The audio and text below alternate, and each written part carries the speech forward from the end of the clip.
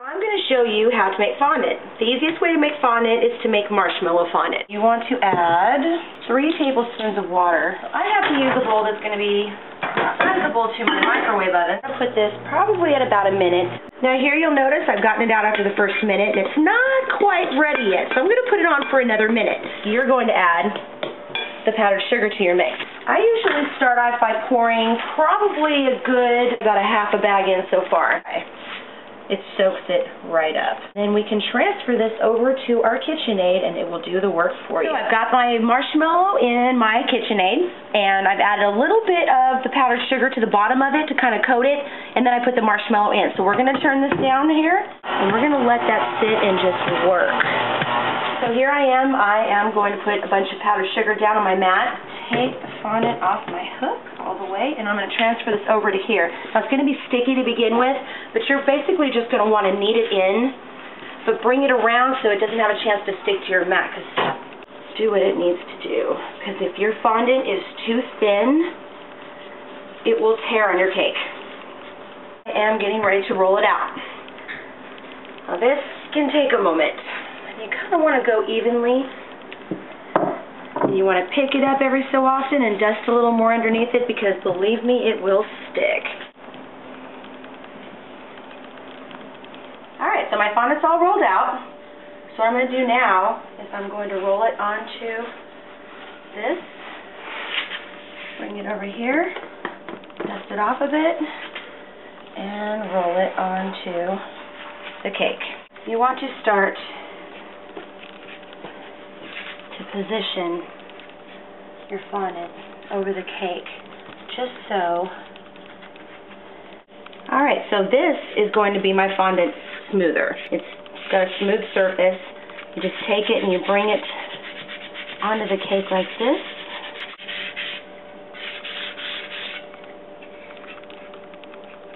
Okay, so I've got a little knife right here that I always use to cut my fondant. I've already made one long incision down the side. I'm just going to follow it right there beside the cake. Then you're going to want to lift your fondant away. I now have wire cutters right here, and I have measured the cake to see exactly where I need to cut it off, which is about right there, which I've made a mark. I'm just going to cut into this as I'm going to set a dowel right here down into the cake. I'm going to set one right here. Then I'm going to lift the cake like so, and I'm going to set it down directly on the cake. Take a little pinch of fondant, and you roll it in between like that, and you make the little balls yourself. I'm going to make a bunch of these balls, and I'm going to attach them all the way around both layers of the cake.